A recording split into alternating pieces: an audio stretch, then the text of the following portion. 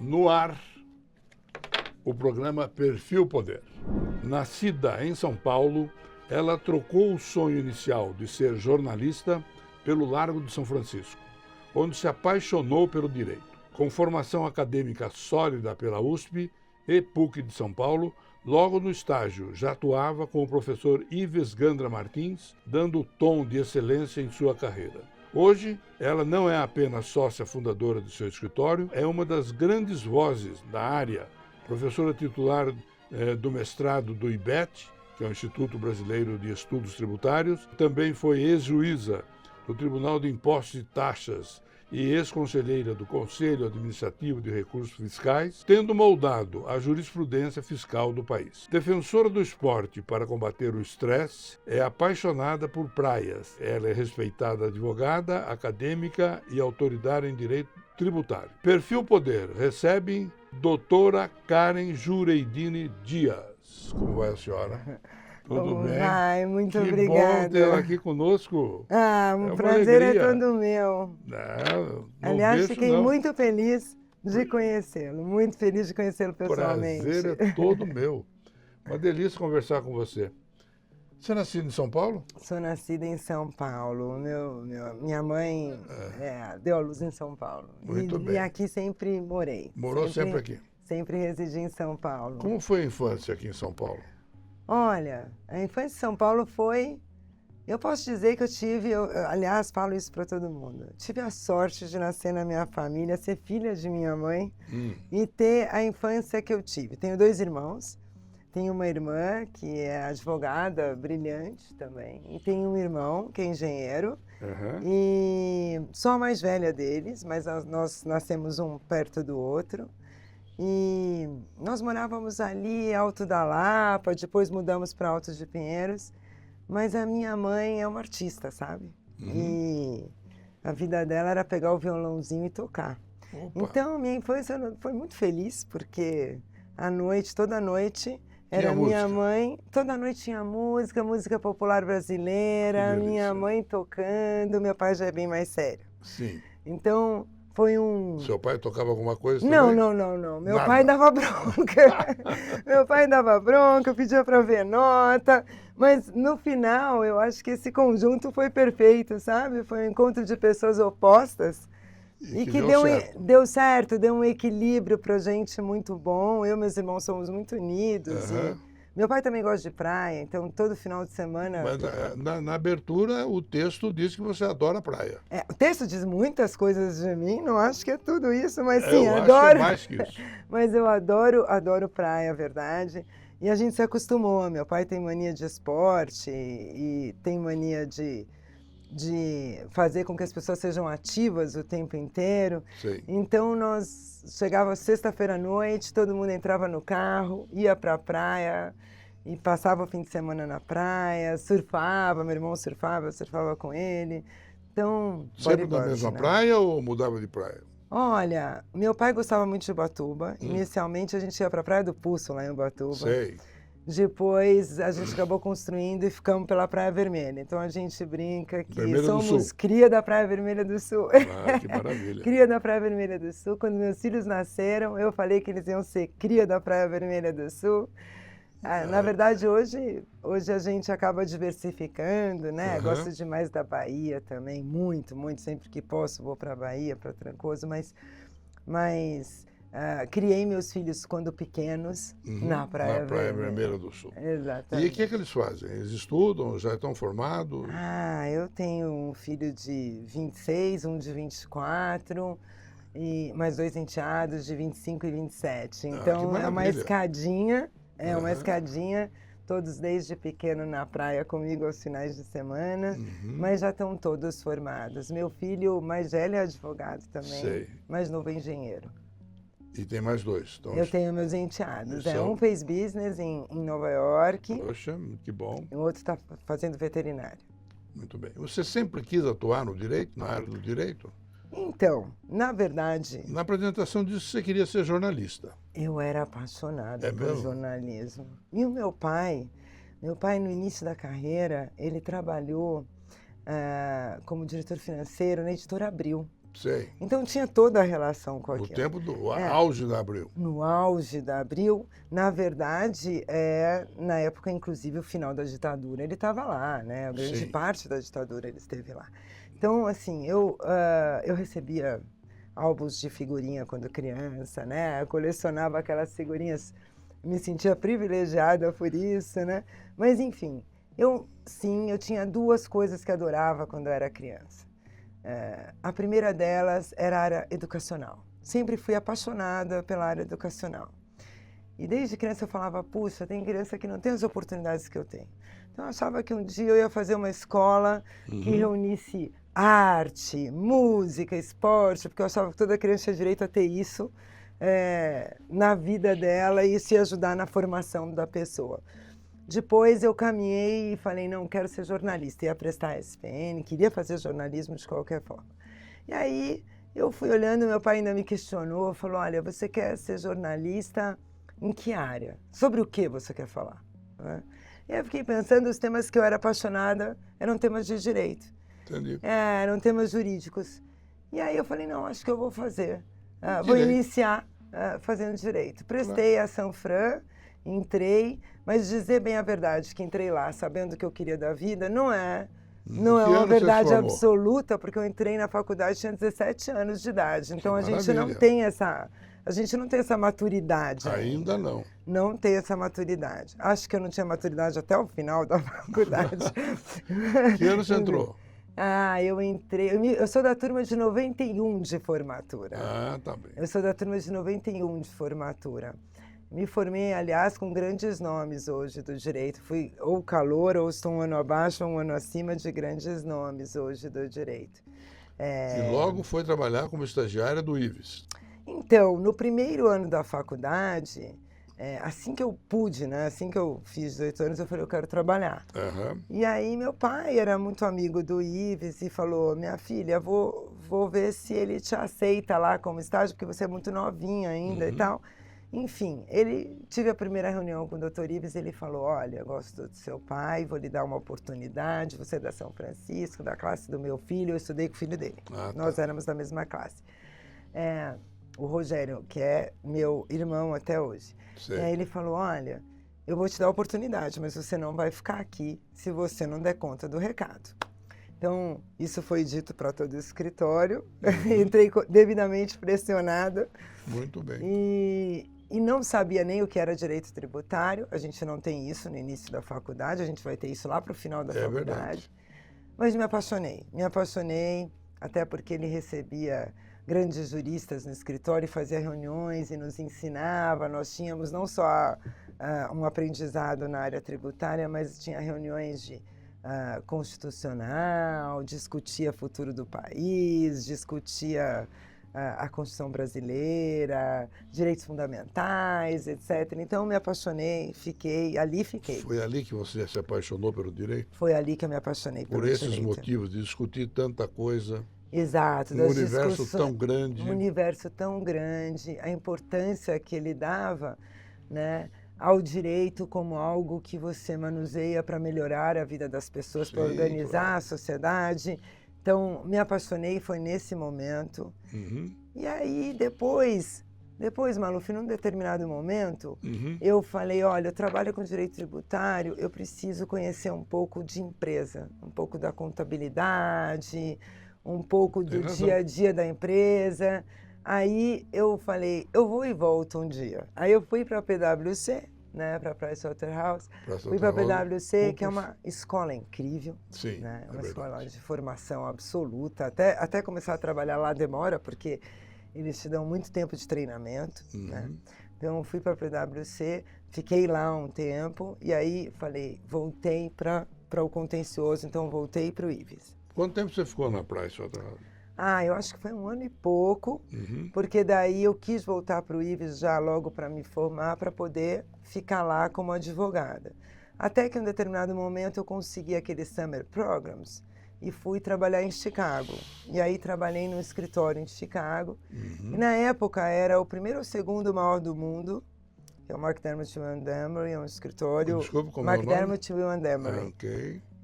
Fui trabalhar nesse escritório como Summer Program, então são 6 meses ali, mas abre-se um universo novo, né? Porque é um direito completamente diferente. Conseguem dar respostas objetivas para os clientes, coisa que a gente não consegue na consultoria, né? Pois é. Exato. E aprendi e voltei aí a abrir meu escritório. Abri meu escritório, que ele passou por transformações, né? Me associei depois a um escritório grande, e o formato que ele está hoje tem 20 anos. Mas, enfim, me apaixonei... como é o formato dele hoje? O formato dele hoje, vou lhe dizer, eu gosto de dizer que ele é tailor-made. Tailor-made, porque ele é bastante boutique para casos específicos que a gente pega nessa área. Ele só atua nessa área tributária, mas ele não é tão pequeno se eu considerar essa área, né? A gente tem em média 50 pessoas considerando administrativo, não é tão pequeno para uma área, não. Ele é grande até para uma área. Sou sócia fundadora dele, junto com meu marido, mas assim, se tornou meu marido depois, mas enfim. Seu marido é advogado tributarista também, portanto. Conheci ele no meio. Foi. Exato, conheci ele no meio. Mas o que eu acho legal, a gente conseguiu imprimir um ambiente familiar, sabe?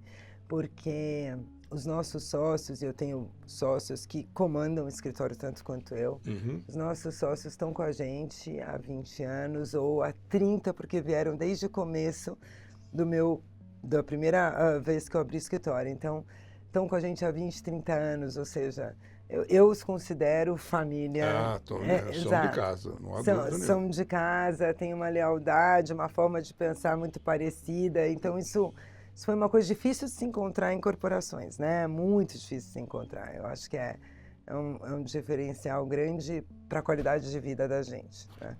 Fala um pouquinho da tributação no Brasil.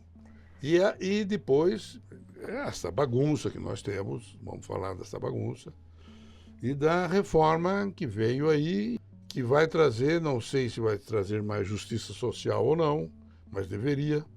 Se ela vai dividir mais o poder da mão dos poderosos ou não. O que você fala para mim? O que você gostaria de me contar?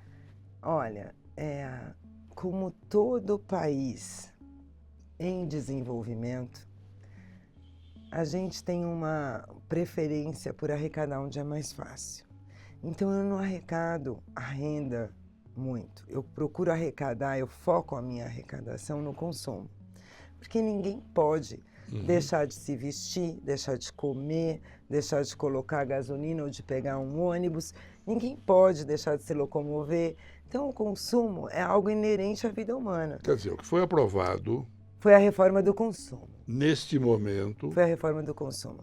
E por que ela veio e ela era necessária? Porque todo país em desenvolvimento tem tributação que a gente chama de regressiva. Por que ela é regressiva? Porque ela foca no consumo, ela tributa fortemente o consumo. E quando ela tributa fortemente o consumo, ela não está olhando para a capacidade de quem está pagando. Entendi. Então, quando compro arroz, estou pagando de tributo a mesma coisa de que uma pessoa que ganha um salário mínimo paga de tributo quando ela compra o arroz. Um exemplo simples, tá? O arroz tem uma tributação baixa, mas é um exemplo simples. Por isso que a gente chama que isso é regressivo, né? Os países desenvolvidos, não. Eles tributam muito pouco o consumo e a tributação deles é progressiva. Eles tributam muito mais a renda de quem mais pode pagar. Por isso que a gente vai para os Estados Unidos e compra mais barato. A gente tem lá o sales tax, máximo ali é 8%. Sim. A gente sai de lá feliz, certo? Certo. Aqui não. Aqui a gente tributa muito. Aí a gente fala, poxa, a alíquota é 18% do ICMS. Não é, porque ela é por dentro. Então, quando a gente vai ver, a gente tem mais de 20% sobre tudo que a gente consome em termos de tributo. E alguns são cumulativos. Então, em todo momento da cadeia, eu vou tributando. Então, eu nunca sei quanto eu estou pagando. Aí, a reforma do consumo, ela veio para resolver isso, né? E a gente fala que é reforma, porque ela é uma reforma de verdade, sabe? Ela muda o paradigma. Sim. Por completo. Ela mudou até o Pacto Federativo, a forma como todos os entes federados, estados, municípios vão se relacionar. Então, o que a gente vai ter? Hoje a gente tem, e é a grande confusão, hoje a gente tem o consumo dividido produção, receita para a União, mercadoria para o Estado, serviço para o município. Não. Agora vai ser tudo igual. Então serão 5 tributos. Que agora a gente vai ter IBS e CBS. Tudo vai ser o nosso IVA. Tudo vai ser o nosso IVA. O CBS é para a União, IBS, Estados e Municípios. Sim. É o nosso IVA. Tá bom. Então, o que significa? Fala o que é o IVA. O IVA é o imposto sobre o valor agregado. Exatamente. Em Portugal eles falam sobre o valor acrescentado. Que é isso mesmo, é o que você acrescenta. É verdade. Sobre o valor, eu estou falando isso porque no IBET, para os meus alunos, eu chamei o Pedro. Pedro é um professor da Universidade de Lisboa, que ele é da Receita de Portugal. Entendi. E aí eu quis chamar, até porque eu tenho grande parte dos meus alunos são do poder público, ou são procuradores, ou são auditores fiscais. Então eu fiz questão de trazer uma pessoa da Receita de Portugal para falar com os meus alunos, né? E foi muito legal, porque ele fez uma crítica importante ao nosso IVA, né? O que acontece? A gente falou, olha, a gente tem que cuidar do nosso ambiente de negócios, né? Então você vai conversar com um investidor estrangeiro, você não consegue explicar a tributação brasileira. O cara não consegue entender, ele não consegue calcular preço do produto que ele vai vender aqui.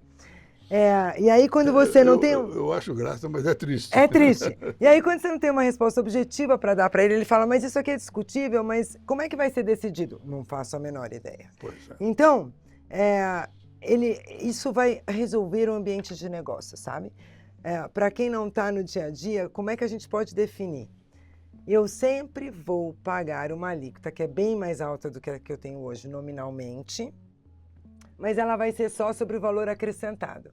Então, e vai ser a mesma coisa, só que vai ser dividida a arrecadação entre União, Estados e municípios. É como se eu desse 10 e falasse, olha, 4 é da União, e aí o restante você vai dividir entre o Estado e o município. Mas eu estou falando de uma coisa só. Essa é a ideia inicial, tá? A ideia inicial foi essa. E aí eu tenho base ampla. Então eu vou tributar tudo. Não é mais mercadoria e serviço. É qualquer coisa. É qualquer bem, é locação, é tudo. Vou tributar tudo. E tudo vai dar crédito. Essa é a primeira ideia. A segunda ideia é que melhora o ambiente de negócios. Eu vou ter neutralidade. E transparência, e esse tributo vai correr por fora. Então, o senhor vai consumir, vai comprar alguma coisa, vai comprar um terno, uma gravata. Vai vir lá só a gravata, o preço, e o tributo vai vir por fora. Você vai saber quanto você está dando para o Estado. E aquele valor vai ser o valor de verdade. Você vai saber o IVA. É o IVA, vai saber quanto está dando para o Estado. A ideia é que o cidadão amanhã cobre e diga, olha quanto que eu dei, que ninguém faz ideia do quanto contribui. Hoje não sabe. Não sabe. Olha quanto eu contribuí. Para onde está indo esse dinheiro? O que estão fazendo com esse dinheiro? Essa é a grande reforma que deveria ter saído junto e não sai. E não vai sair também. Essa é a maior crítica que eu tenho, porque em todos os estudos científicos que a gente faz, a gente tem um problema histórico no Brasil de ter uma aversão ao pagamento de tributo por não confiar na destinação desses recursos, sabe, Maluf? Essa sua frase é maravilhosa. É claramente o que acontece por aqui. Não, é muito sério isso. Porque você vai em países desenvolvidos, não pagar tributo é algo que soa estranho para a pessoa. Claro. Ela não entende por que você não quer fazer, porque o serviço público está ali, porque ela sabe, ela tem controle do dinheiro. Num país onde você tem um alto índice de corrupção, pouca transparência, verbas que você não tem destino, ou que não são escolhidas pela população e não são essenciais, a essencial fica de lado. No momento em que você não tem essa transparência, esse controle do gasto público, existe uma aversão ao pagamento de tributo. Esse é um primeiro ponto. Um segundo ponto cria-se complexidades, e aí vem litígio, e aí vem ciclo vicioso. Pra você ter uma ideia, Fenacom publicou, acho que ano passado, o Brasil tem em litígios tributários, administrativos e judiciais, o correspondente a 70% do PIB. Isso é campeão de litígio. É um absurdo. Isso é ser campeão de litígio no mundo. E esse litígio é culpa do contribuinte? Não é, Maluf, não é só dele. Existe sonegação, existe. Mas existe a complexidade, existe uma interpretação equivocada das fiscalizações, seja a Receita Federal, seja que não observam a lei. Então você tem um país onde o Congresso legisla de uma forma, a Receita se manifesta de uma forma diferente naquela interpretação da lei, tudo vai parar no Poder Judiciário, leva anos para se decidir. Quando se decide, recomeça um ciclo vicioso sobre aquela mesma decisão, porque não se acata aquela decisão, para o bem ou para o mal. Então a gente tem, infelizmente, essa cultura. Essa cultura, ela é muito ruim. A gente acha que essa cultura vai ser minimizada, que os litígios vão diminuir com a reforma tributária. Sim. Porque eu vou ter essa questão da transparência, do tributo por fora, o cidadão participando da história. Então, ela tem pontos positivos importantíssimos. Ela melhora, em tese, o ambiente de negócio, sim. Eu não posso falar que não. E na forma como ela foi idealizada no início, e eu gosto de dizer que sou muito amiga do pessoal do CECIF, que começou com a idealização disso e participei de várias reuniões nisso. E a forma como ela nasceu, eu acho que ela é importantíssima e ela resolveria muito problema. Aí a gente tem um problema. Aí a gente pôs na Constituição uma coisa, veio a lei complementar. Aí vem as pressões dos fiscos. E aí a gente tem uma deturpação do nosso IVA. E aí eu vou te dizer, Maluf, me pergunte, vai dar certo ou errado? Eu vou te dizer. Eu acho que tem muita coisa acontecendo para dar muito errado, infelizmente. Não me diga. Acho que a gente perdeu. Essa é a sua maior preocupação com essa reforma? Acho que a gente perdeu a oportunidade de fazer dar certo. A gente está fazendo coisas que são incrivelmente... Eu estava esperançoso. Eu também, mas a gente fez uma coisa que não era para acontecer, que isso... Vieram coisas no meio do caminho e a lei complementar aprovou um negócio. É muito difícil para quem não está no dia a dia, mas eu vou tentar dizer. Ele criou o split payment. O que é isso? O fisco falou, especialmente os fiscos estaduais, porque é um grande problema do ICMS. Eu não quero mais saber de sonegação. E eu não quero mais saber de financiar tributo. Então é o seguinte, toda vez que você comprar, já vai ser retido o valor do tributo. Então, você vai lá na casa, no Fast Shop, comprou. Você pagou 10 para Fast Shop, eles vão reter 3 e vão pagar 7 para Fast Shop, entendeu? E aí vai reter, uma parte vai para a Receita Federal, outra parte vai para o Comitê Gestor, quarto. Mas você paga para a loja. Não. Você vai pagar para a loja via uma instituição financeira. Ah, tá. Cartão de crédito. Ah, entendi. Você vai pagar para a loja por como? Então, cartão de quem crédito. Quem está no meio do caminho já a instituição financeira no meio do caminho vai fazer esse split payment. Tá. Por que isso aconteceu? Porque eles vincularam o crédito ao pagamento. Então é o seguinte, eu vou ter uma alíquota de 26%, mais ou menos, 26,5% no final dessa reforma. Aí eu pergunto para você conhece alguma empresa que vende um produto e tem de sobra 26%? Claro que não. Não. Nunca tem. Então, é óbvio que ela não tem fluxo de caixa para esse dinheiro. E é óbvio que ela não vai pagar esse dinheiro, porque não é isso.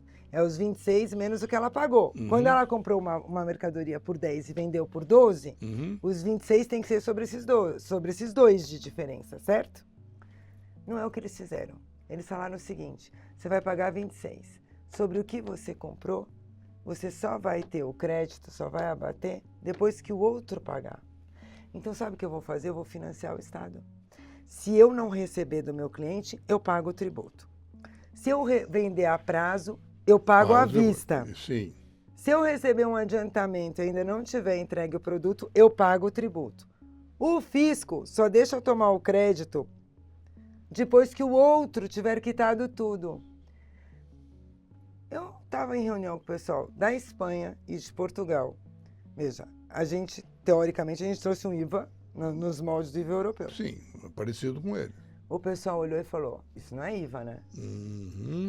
Isso não é valor acrescentado. Não é mesmo. Entendeu?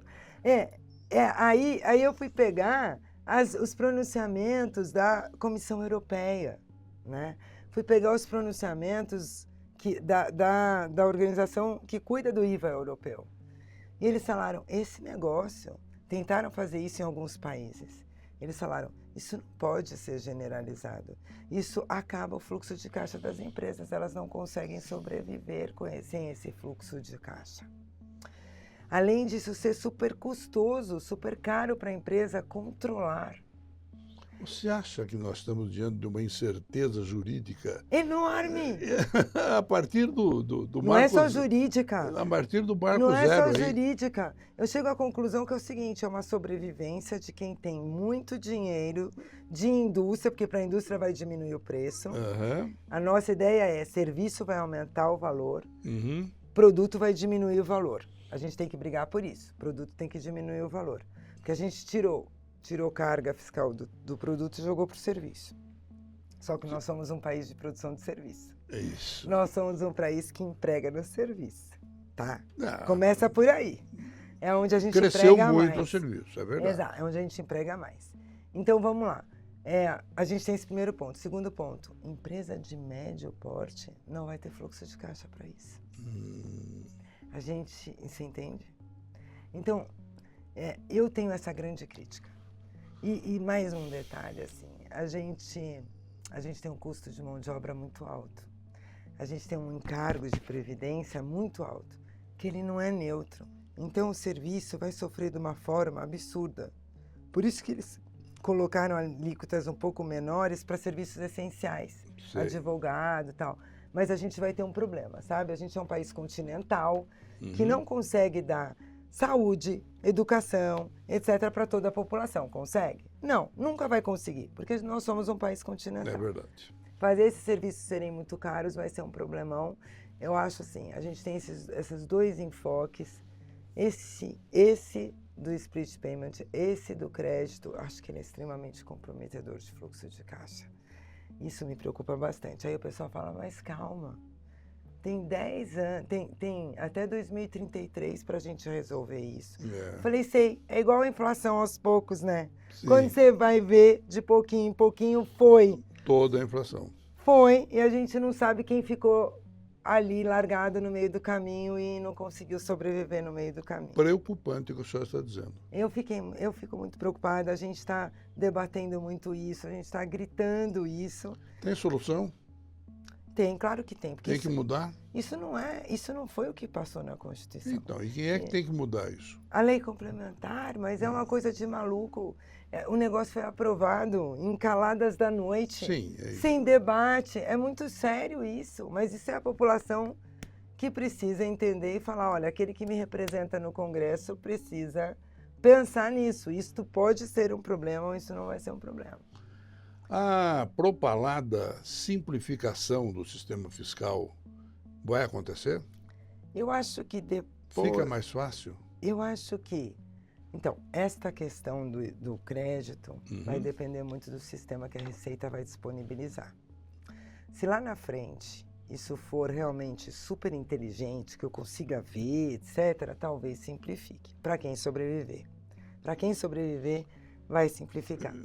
Dura saber quantos vão sobreviver. Exato, Qual é o volume de gente? Exato, eu acho que esse meio do caminho vai ser sério. Eu tenho medo de muitos tentarem sobreviver à custa de fraudes. Tá? À custa de fraudes.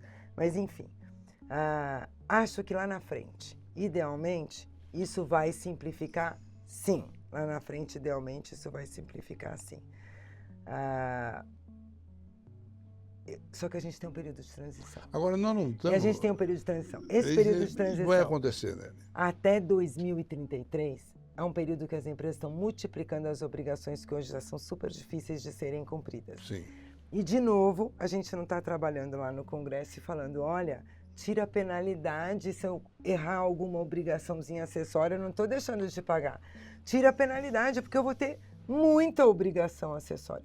E eu vou ter muita obrigação acessória que, se eu descumprir, as penalidades são altíssimas. Tem gente que tem muito mais dívida de multa, de pena, do que dívida de tributo. Então, é importante a gente entender que a gente vai ter um período, sim, bastante difícil, pior do que é hoje, até 2033. Vamos ter um período bem difícil. Começando por 2026. 1º de janeiro de 2026, todas as empresas já sabem que elas vão ter que cumprir uma obrigação de IBS e CBS. E a tributação sobre a renda? Por que não mexemos nisso? É isso que as pessoas se enganam. Ah, mexeu.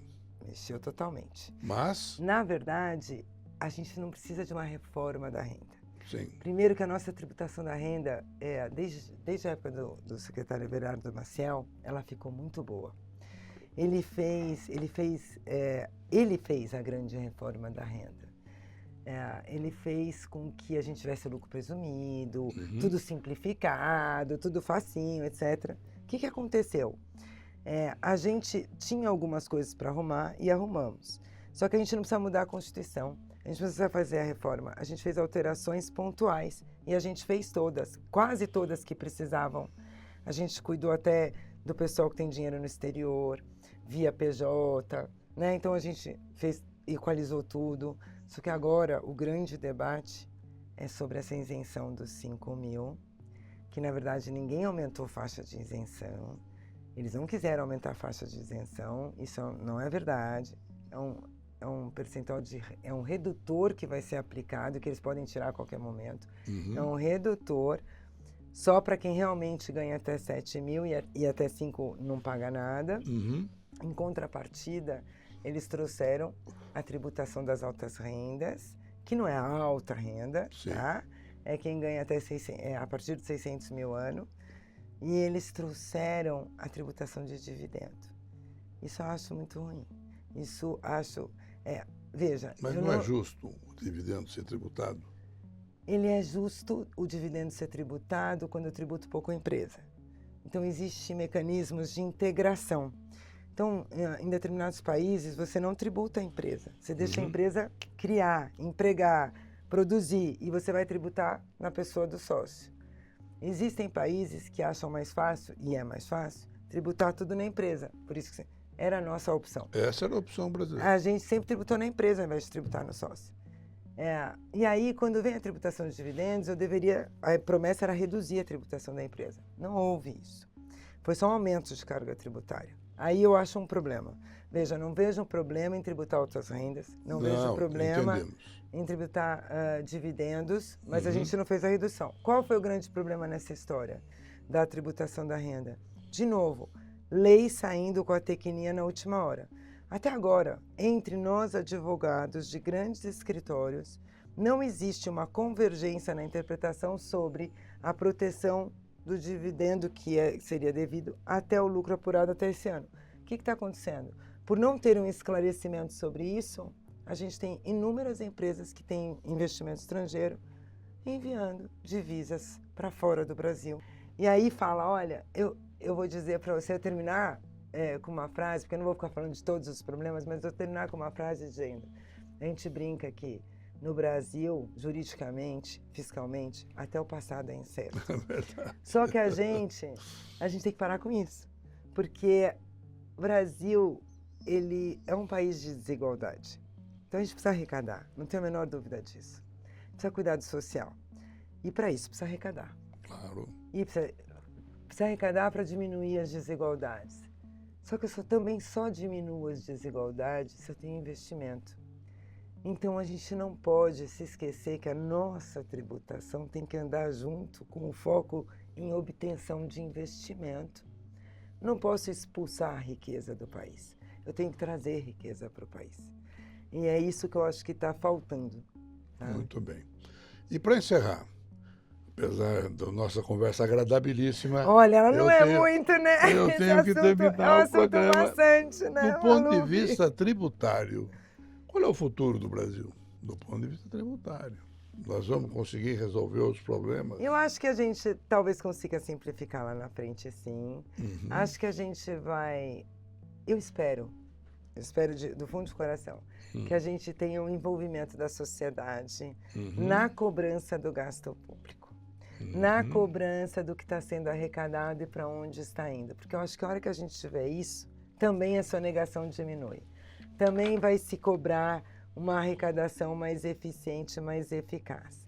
Eu acho que a gente já organizou muita coisa para deixar essa tributação mais justa. Tá?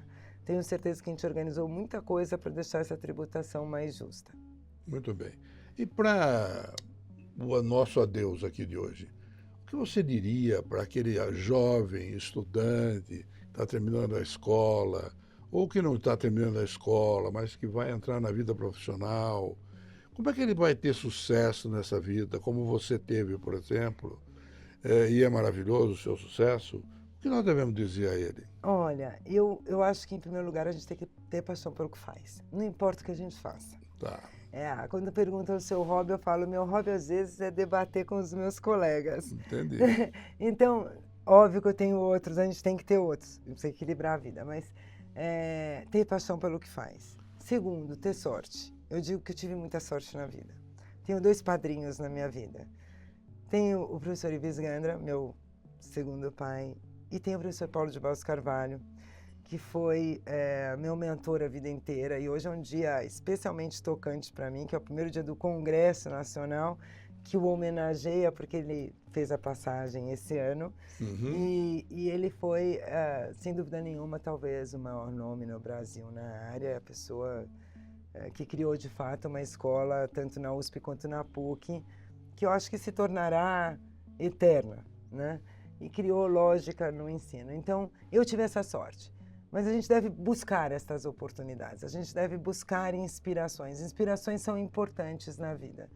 O terceiro ponto, gente, é que esse pessoal novo, é importante ter a noção de que vocês têm muito mais ferramentas de aplicativos, vocês têm muito mais plataformas de pesquisas do que você teve, do que eu tive. A gente não tinha isso. Não tinha mesmo. Não, a gente tinha que se matar para fazer uma pesquisa. Para encontrar as coisas. A gente ia para uma biblioteca para fazer pesquisa. Exatamente. Por outro lado, a gente tinha que desenvolver muito espírito crítico para poder entender o que a gente estava pesquisando.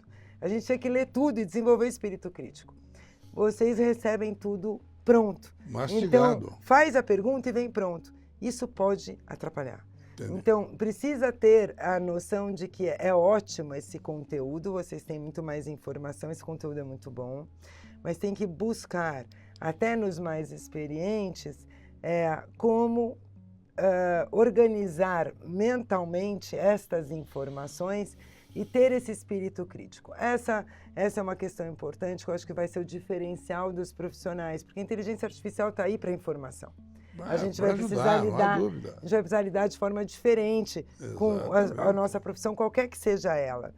E por fim, eu acho que com a inteligência artificial, o que vai fazer muita diferença na nossa vida, na vida de qualquer um? Na área profissional, na vida pessoal, o que vai fazer diferença? Eu acho que vai ser a empatia. A empatia. Interessante. A empatia. Eu falo isso sempre para os meus alunos. A empatia. Porque o diferencial vai ser o quê? Vai ser a forma como você lida com as relações intersubjetivas. Isso a inteligência artificial nunca vai substituir. Muito a bem. Relação que coisa importante de uma você pessoa tá com a outra pessoa, a inteligência artificial nunca vai substituir. Não é possível mesmo. Ela não vai substituir. Então, a credibilidade que você cria no ambiente que você está e a empatia, especialmente a empatia. A gente está vivendo uma fase, e não é um problema brasileiro, né? A gente vê isso mundo afora, de um radicalismo e de uma intolerância que ela é quase generalizada. Ela é ignorante, desculpa o termo, mas ela é ignorante. É mesmo. É uma intolerância ignorante. Na hora que a gente trabalha no oposto disso, na hora que a gente trabalha com a empatia, a verdadeira empatia, a gente faz a diferença, onde quer que a gente esteja e em qualquer profissão. Muito bem.